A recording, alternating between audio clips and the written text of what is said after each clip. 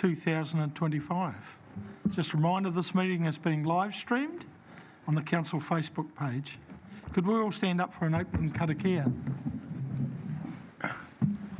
Te taua mai rana, te taua mai raro, te taua mai roko, te taua mai waho. Kia tau ai te mauritu, te mauri ora, ki te katoa, haumi e, hui e, tae ki e. Apologies as Councillor Bogue and Councillor Taylor will be slightly late. Move. Moved by, who was that? Deputy Mayor Brosnan, seconded by Councillor Terriha. All those in favour, please say aye. Aye. Against, carried. Do we have any conflicts of interest?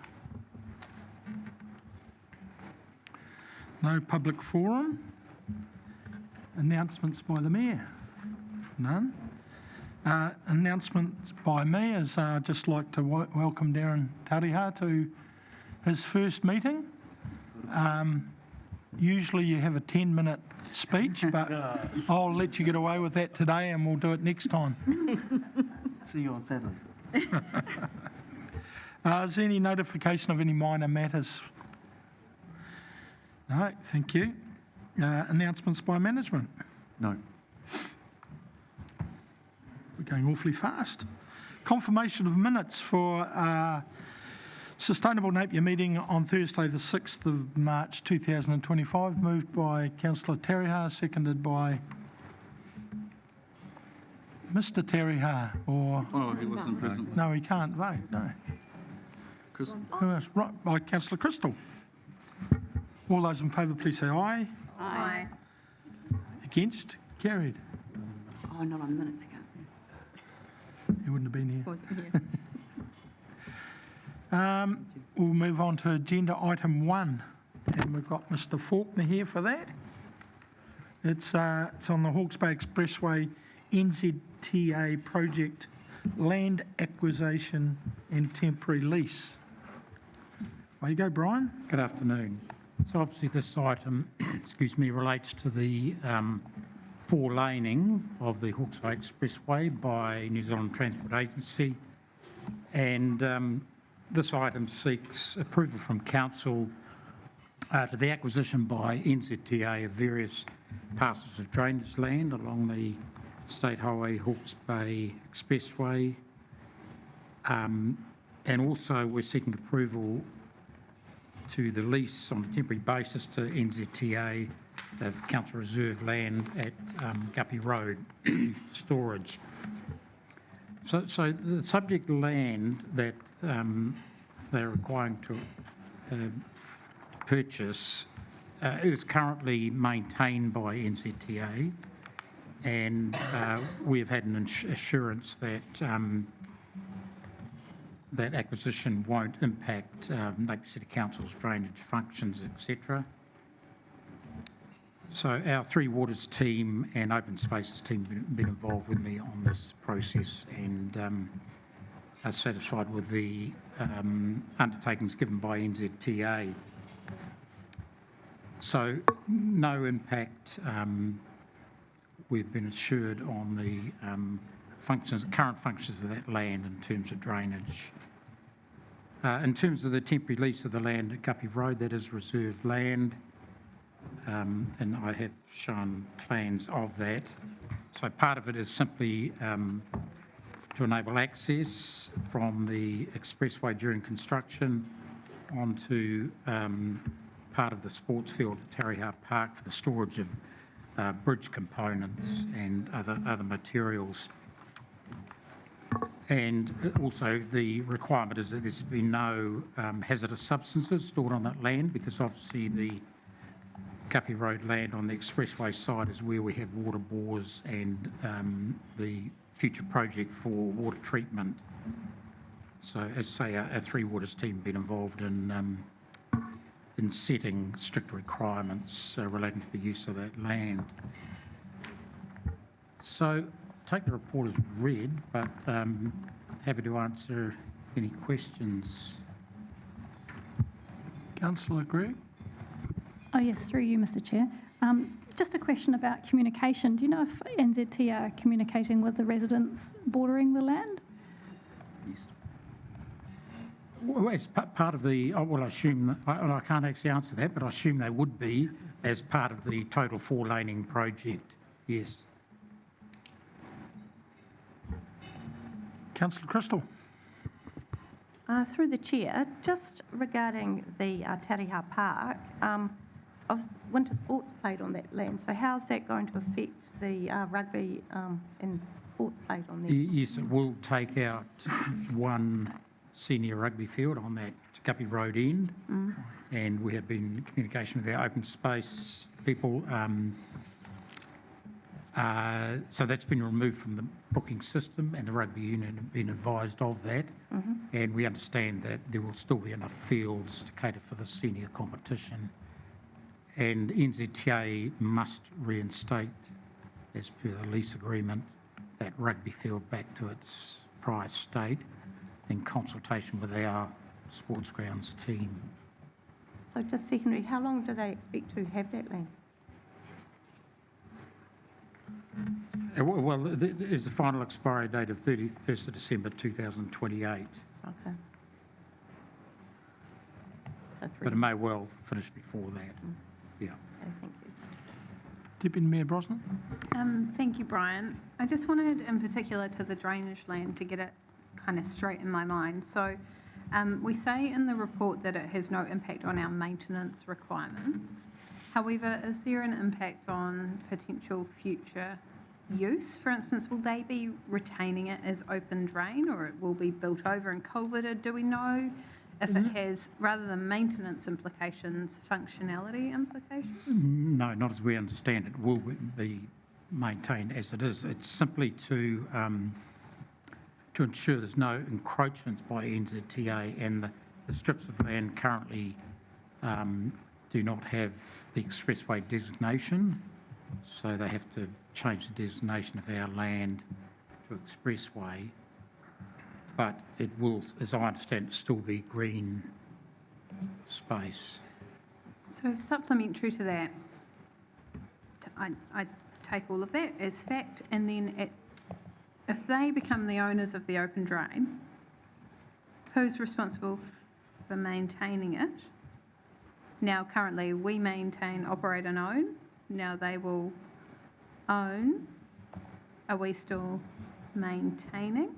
No, through the chair, the land they're acquiring is from the drain back. No, they won't be acquiring the waterway. It's beside it. So it's from the top of the drain back to the expressway. Right. So they would So take the actual over. open drain they won't be acquiring. Okay, I think that makes it clearer. Yeah. Thank you. Okay, Darren, you had a question?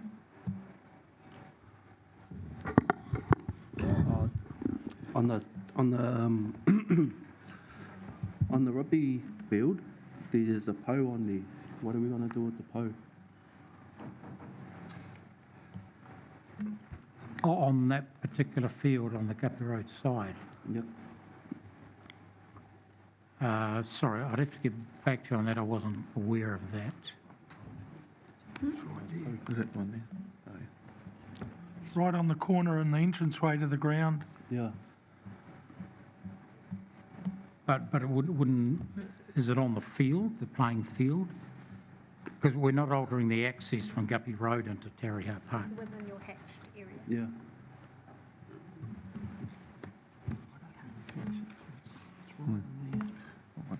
Look, Through you, Mr. Chair, Yeah. could we potentially, what I'm hearing from Darren is foreshadow an amendment to the motion that it is on the condition that a culturally appropriate plan is in place for any effects on the PO? Yep, yeah, absolutely. okay. Sorry, Councillor I'm not McGrath. aware of that. We'll definitely take that up with NZTA. I think it's got Madison Trophy champs written next to it. Anyway, Councillor McGrath. How do you follow that? Through the through the conflicted chair, if the Taradale, and I'm open-minded about Taradale Rugby Club, if they're going to lose this field for a year or two or three, will we be looking to change their lease agreement with what they're currently paying if they're losing a field? Well, the Taradale Rugby Club have a ground lease for the footprint of their clubhouse, Yeah.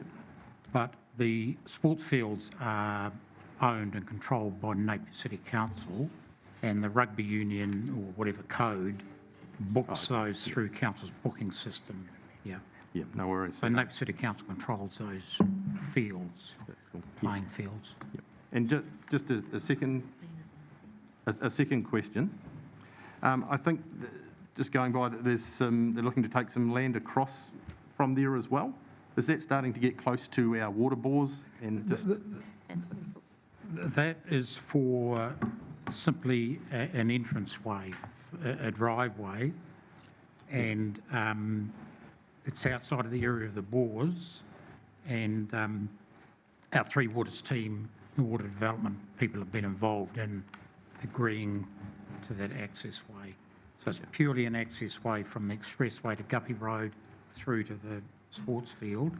No hazardous substances to be stored. Yep. So no implications with our guys being able to do their thing with the water bores? No. Cool. Thank you. Do I have any other questions? Do I have a mover for the motion with the addition of what Deputy Mayor Brosnan's? Was it just to say, can I just clarify? Was it just to say subject to an appropriate ban in effect for the Culturally appropriate. at number F, is it? A? Oh, yeah, you just added it into Just add A. it in, at the top of A, where you've approved. That's fine. Yeah, that covers it, yeah. Okay, mover, Darren, do you want to move that? Oh, yes, please. And seconded by councillor Mawson. Would you like to speak on that? It's a pau of Tariha to Mainanui. No, of the motion. On the motion, which is A to F now. Just say you support it. Oh, sorry, A to E. Yes, I support it. I support it. Okay. Councillor Mawson? Yeah, just to say I'm not standing in the way of full laning that highway, so it's good to have this stuff sorted so we can carry on. Okay. Has anyone else got any comments? Oh, just an addition. Ngāti Pāro Hapu Trust and Mana Hiriri in consultation with NZTA, and there has to be a removal of 3 other pau on the corner of Links Road and the expressway, and so I'm assuming that we'll also discuss this pau as well and Yeah. come up with a plan. That should just tie it in with what we're doing with everything else. Yeah, sounds good. Any other comments? Okay, all those in favour of the motion, please say aye. Aye. Against? Carried. Thank you, Brian.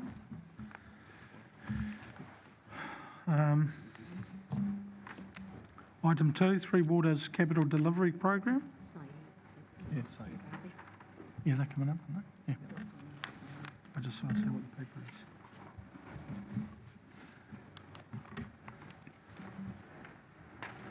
Go ahead, sorry. Good afternoon. This report is for information only, so I'll go through our details for the month of February 2025. Our budget spent to date is 14.3 million, so we are on track to achieve our annual plan target. We've had key spends on the construction of Cell 3, the storage cell at the wastewater treatment plant, and also on the designs for the bore fields for the water supply, as well as the Tiawa pump station and plantation watercourse. We have awarded 2 projects in the last 6 weeks, one being the Latham Street flume renewal and the other being the wastewater flow meters. In the last 6 weeks, we have initiated 4 new projects. The key one being the water take consent renewal. We have also initiated waterway quality monitoring for Thames and Tyne, water supply quality monitoring for our drinking water, as well as initiating procurement for a leak detection program. We have one project going into construction starting next week, which is the water supply air valves. And I'll quickly touch on the comments we had from the last sustainable. One was regarding the 2020 floods and whether any project which originated from the 2020 flood was on hold. So we've checked. The answer is still no. The second question was about the governance structure for the Mataraho Reservoir. So EPMO is currently working on the structure and will be coming up with an update shortly or soon. Other key thing to highlight is that our wastewater outfall is currently on GETS for registration of interest. Any questions or comments so far? Councillor Gregg.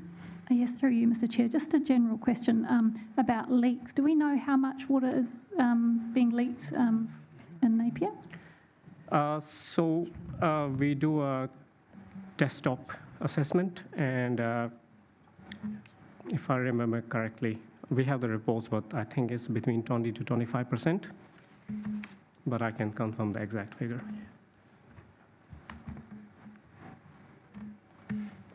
I just have a question. Could you give us an update on the Herrick Street and Taradale Road drain pipes? Yeah, through the chair. So the Herrick Street culvert detailed design is complete. The Taradale culvert is currently in detailed design. In the next sustainable, on 15th of May, we'll be presenting the procurement strategy for construction. Thank you. Do we have any other questions? I didn't think there'd be many because it's a pretty good paper. Very good. Okay, do I have a mover, please? Councillor. The Mayor. A question or moving? Moving. Moving. Thank you. A seconder? Councillor Crown. Would you like to speak? Thank you, through the chair, and yes, thank you for this report. I did just want to take an opportunity to sort of reflect on our investment in our water network since I've been mayor. When I was elected as mayor, that was one of the commitments I made to our community, and one of the #1 priorities from my perspective was investment in our Three Waters network. And these reports demonstrate the work that we have done and are continuing to do. And I've actually been looking back at the figures since July 2019, and we have actually invested $111 million in our water network across the Three Waters since that time. So I want to say well done to all the team. We are following through with the commitment we made to our community, and water will continue to be a priority for us as a council. Thank you. Thank you very much. Councillor Crown. Oh, thank you, Mr Chair. Concur with your opening statement around the quality of the reporting that we're receiving. I think the dashboard does a really good job for us, and I think it's clear for anyone who wants to access the reports that we are spending money where it makes most sense, and that we are tracking really well to those goals that we've set around our expenditure against annual plan as well. So congratulations to the team. Thank you. Thank you. Does anyone else have any other comments? Okay, all those in favour of the motion, please say aye. Aye. Against? Carried. Well done. Thank you. Item 3, Napier Discharge Wharf Renewal Project Update. Saeed I think Bevan's joining as well. and Bevan. Yep.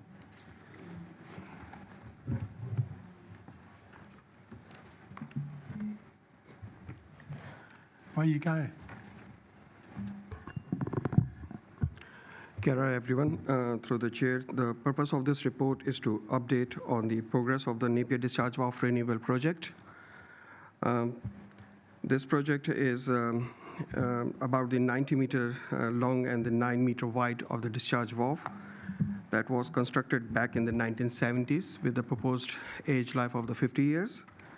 And deterioration was detected in one pile was missing in the March 2024, and the structural assessment was carried out in June 2024, and we find out that the more than 50% of the WOF condition is not suitable. The piles are not in good state, and confirming that the complete rebuild is necessary. We identify, based on the stakeholders, we start consultation. We fence the WOF off for the health and safety requirement. All the consideration of the signs we put up in place, and the vessels have been relocated to the Miami Key. And we are working on the mitigation plans. As of, we have developed the project phase into the phased approach. So the first phase approach is to mitigate the risk by the demolition strategy. Immediate demolition strategy, then we will be going for the procurement of the design and build phase. So as of now, we are, the first phase of the consultation we have completed in December, and right now we are doing the survey for the demolition methodology to develop, and then we will go from there based on the ground condition for the procurement of the demolition contractor. So the high-level timeline for this whole phases approach is we are targeting to complete the demolition within this year, 2025, and the design and build phase to be completed by the end of next year. So the funding for this particular project for 8.1 million, with 1.5 million for the financial year 2025 and 6.6 million for financial year 2026, being approved in December, 12th of December 2024. And Hawke's Bay endowment land sale will be, the project will be funded from there. And as of now, we are progressing on track. So the cost performance index and the schedule performance index as of now is on track, but there are few risks. We are looking into the ground realities, which will be come out once the survey will be complete. What are the ground conditions and what are the environmental consideration we have to consider in these timelines of the project. As of now, these are unknowns, but we are developing the mitigation plan for the unknowns, and known unknowns risk. And I'm happy to take question if there is any. I have a couple for starters. Consultation. Bevan, you may be able to help them with that, I don't know. With the locals, residents, businesses, etc. in the area. Through the chair to the chair. Yes, so Manawa Hariri we're going to talk to. So, sorry, back the bus up. Saeed's done some initial consultation to talk about what we're doing, how we're doing. We're moving into the phase now of looking at this, and one of the things he didn't mention is looking through, see if there's penguins residing there. That'll help us with the demolition phase. This thing needs to come down. As we look into the new design, that's when we'll start meeting with residents, affected residents around there, the business association, the commercial businesses, trawlers, etc. Manawa Hariri and, is that everybody? User group, Fisher user group, and the Manawa Hariri and the business association, the three stakeholders we identified. We had a first consultation with them in December. We onboard them by updating the current situation of the WOF, on taking on board that this is the reason we are closing the WOF, relocating the vessels to the other places, so the business interruption should not be there. But meanwhile, we are going to look into the first phase of the mitigation, the health and safety risk. And then we overcome this issue, and then we will go for the design and build phase. And the second phase of the consultation, we are planned to, ongoing consultation is planned for all the phases of the project. And there is a consultation process of the design and build phase for the adjustment of the design to support the recreational and other activities during the design phase of the project. That is the second phase of the project, targeted to start after the demolition is being completed.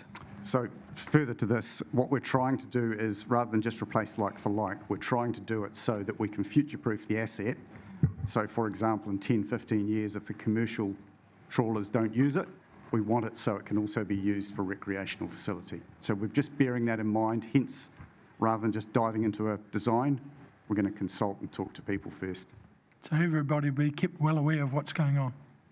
Yes. So I've got one more question. Is the timelines for this dictated too by the penguins? Just can you clarify that a bit, please? Pretty much. So we're meeting on site tomorrow to do a site inspection and start talking with Dr. Cochrane around the penguins. If the penguins aren't there, then that speeds our timeline up. If the penguins are there, then we fit in with their breeding cycle. Thank you. Come back later. Yeah. So Councillor Crown. Thank you. That was really interesting and really encouraging to hear that you, I think, have in hand those environmental implications as well as the design and the whole of life holistic view of the asset as well. Along the same lines as Councillor Price, I'm wondering, have you had feedback currently? I'm very interested in the commercial operators that perhaps have had to be moved from the site already. Has there been a lot of feedback from them or anything for us to be aware of, communications-wise, engagement-wise with them? As of now, when we started the first consultation with them back in December, there was some few queries around the location of the vessels, and then with the support of our Napier City Council team, Brian team, and other team members, we sorted out their issues by safely relocated to the Miami Key. So by considering their operations not be impacted, and if there is being impacted, what sort of the impact will be there to mitigate the risk. So that's why I mentioned the all high-level risk in my two, the typical project management terms, that the unknown risk, that we don't know what are the risks and we don't know the timing of the risk, and the known unknown risk means we know the risks are there, but we don't know the timing. Just like the first thing is the health and safety. So we explain to all stakeholders and get the approval to start executing the demolition.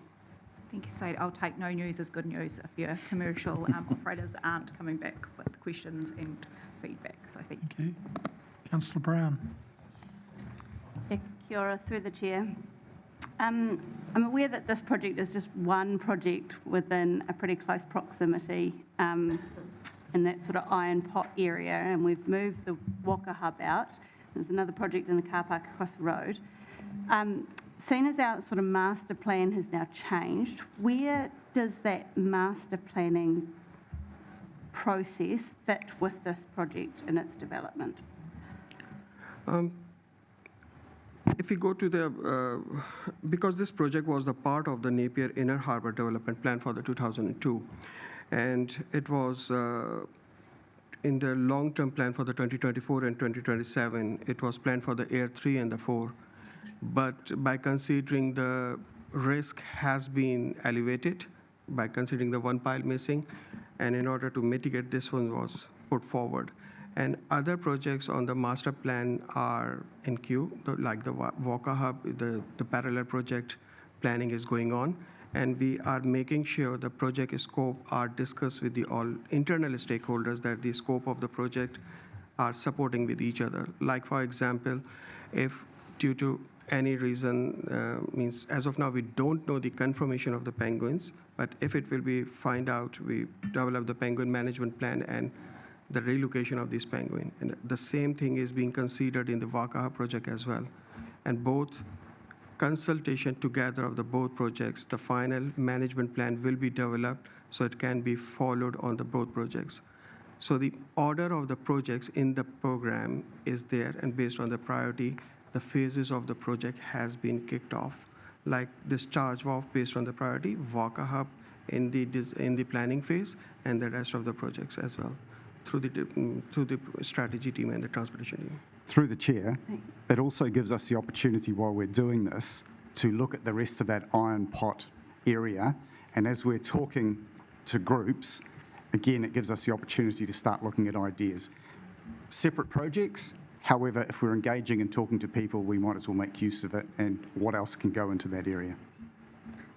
I think. Thank you. Well, you know what the paper's on, eh? The discharge valve. Yeah, yes, but the context is important and relevant. I think they've explained it a little bit there, though. Okay, I'll So, but further question? Yeah, I was just wondering, that master planning for the rest of the area, is that concurrent or will that come after the completion of this project? Through the chair, as we're talking through the design, we'll be talking to stakeholders and ideas that are presented at that time. As we've found with Ahuriri Business Group, is there's a desire to start putting ideas through that can be considered. But again, to the chair's point, we're treating it as definitely separate. We're just using the opportunity to start grabbing ideas because they flow together. Okay. Float, that was a good term. Councillor Gregg. Yes, through you, Mr Chair. A question about demolition. During the demolition phase, do you foresee any particular inconveniences for residents? Through the chair, not for the residents. No, and again, once we've gone through this first phase with the demolition, we're actually going to look at whether it's done from the water side or from the land side. We're considering what happens with some of the piles. There's already been interest from Ahuriri Business Group saying, hey, could these be utilised as features somewhere? So I can't see it affecting residents because the whole area is closed off at the moment anyway. In terms of noise or dust, no? In order to, for the demolition methodology development, the purpose of the ongoing survey and all site visit is to develop the management plan based on that one. We are totally aware of this, the marine environmental expert engagement to identify the 18, we understand that 18 decibel is the requirement for the consideration in our management plan for the marine environment. So yes, we are considering of that one, and it is well considered in the plan as well. Okay, do I have any other questions? Do I have a mover for the motion, please? Councillor Mawson, seconded by Councillor Brown. Would you like to speak? You know, it's just great to see some progress here. Obviously, it's a bit of a health and safety risk, and just getting things moving along is great for the community over there as well. And yeah, quite interested to hear some of the feedback that comes back from consultation. Councillor Brown. Yeah, thank you. It's a brilliant project to have underway. This area is screaming out for some attention, and so it's great that you're keeping the stakeholders so well engaged, and appreciate your efforts in that area. And I think for it to be a success, that needs to be definitely part of our priorities going forward. Well done. Any other comments? All of those in favour of the motion, please say aye. Aye. Against, carried. Thank you. Thank you. Item 4, non-water capital program update. Kate and Josh, is it?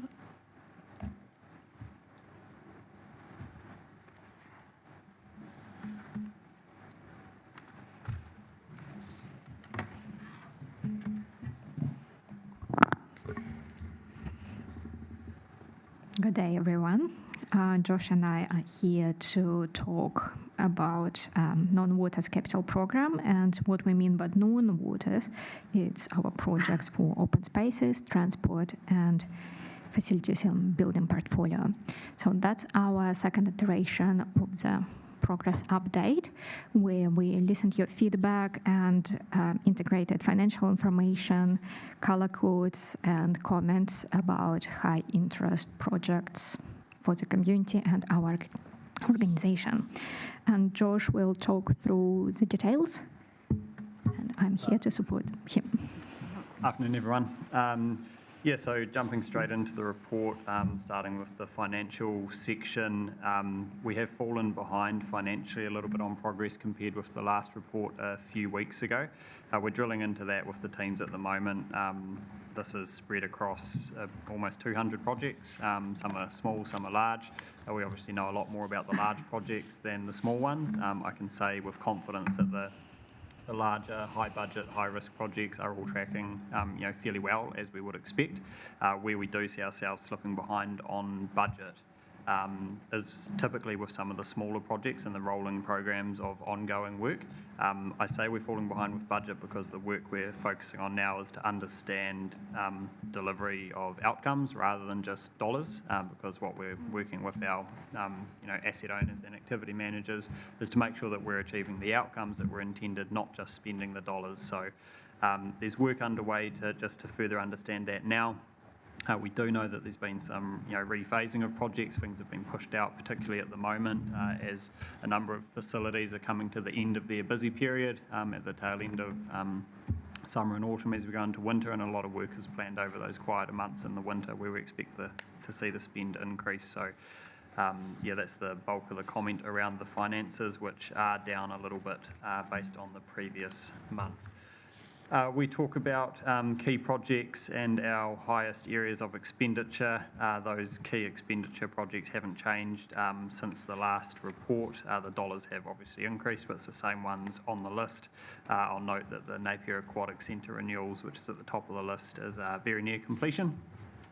So it'll be pleasing to give an update on that, most likely at the next reporting period. The chart, which I believe will be at the top of page 32 for you, which shows the amount of work for our projects in the various project lifecycle phases. So how much of our projects we have sitting in planning and initiate phases, design phases and execute phases has been updated. We still see the vast majority of work sitting in design and execute, which is really encouraging. Execute is where the work happens, design is that last step before the real work happens. And at our last report, I pointed out at the far right-hand side of that chart some higher bars at that time for projects sitting in the blank space, and that was where we didn't have good information or confidence at the time on where those projects were sitting, and we talked about that being an area of focus to improve our project management and information and record keeping. Pleasing to see that amount has come way down. We'll keep working on that to make sure that we know where all of our projects are, of course, but that is significantly down on the last period, which is good news. We now know where almost all of our projects are at. And again, it's some very small ones where we're just needing that updated information. Our key projects are listed there. We took some feedback from the last meeting just about including a little bit more detail on if they were completed, were they completed on time and on budget. I do note that the one that's completed in there, our fantastic work completed out here on Marine Parade, is still just in the final phases of closeout. So while the physical works are complete, they're working through the closeout phases and tidying up the contracts and figuring out the last of the dollars there. So we'll be able to give a more thorough update on that one in the next report. Moving through, focusing on some of our projects in the table on page 34. Some of these are small or large projects, but where there's a noted high area of community interest and engagement. Pleasing to see we've got some progression in the planning for our two transport projects there, which are of high interest. They have been progressing well, but the team have got real robust plans in place for when that work is going to start now. Which is in the next couple of weeks for both of those key transport projects there. With that, I think we'll be happy to take any questions. I'll leave it there for now. Thank you. Do I have any questions?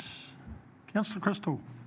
Just through the chair, just relating to the Tom Parker fountain, I noticed that the plaque that's on the door is still not back.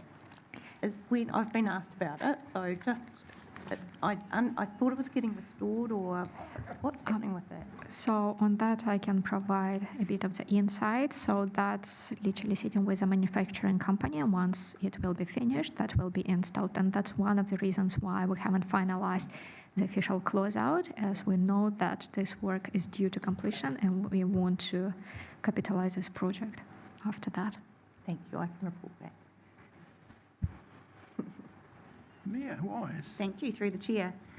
Just with regards to the financial performance and noting that we are currently behind budget by 5.8 million, and you've explained in the paper, thank you, that that's a combination of timelines being slightly different to what was budgeted, and also where there's been project savings, which is great to hear. I guess what I'm wanting confirmation of is that when we get to the end of the financial year, at the moment, managers are confident they will have delivered the projects as phased. So if there's any underspend, that's likely more through project savings than under delivery. Yes. Yep. Perfect, thank you. Good answer. Do I have any other questions? Right, I have a mover for the paper, Councillor Crystal, seconded by Councillor Gregg. Would you like to speak? Yes, Mr Chair. This is great to get an update. A lot of these projects are the much more visible things that our public see than the water stuff, which is really important, but a lot of it's under the ground. So the aquatic centre, that was looking amazing when we had a tour of it. Just the improvements have made a big difference, I'm sure, to the people using it, and I'm sure the other projects. So, yeah, great. Thank you for the report. Councillor Gregg. Yes, to say thank you, to reflect what Councillor Crystal has just said. There's a real momentum at the moment. It feels like there's a buzz, loads of things getting done. It's a really good vibe at the moment, so thank you so much. Any other comments? I'd just like to say it is great, just to reiterate what the Mayor said, is that we have savings, which is money in the pot. So well done, and a good paper. Thank you. So all those in favour of the motion, please say aye. Aye. Against? Carried. I'll just adjourn the Sustainable Napier meeting and move to future Napier.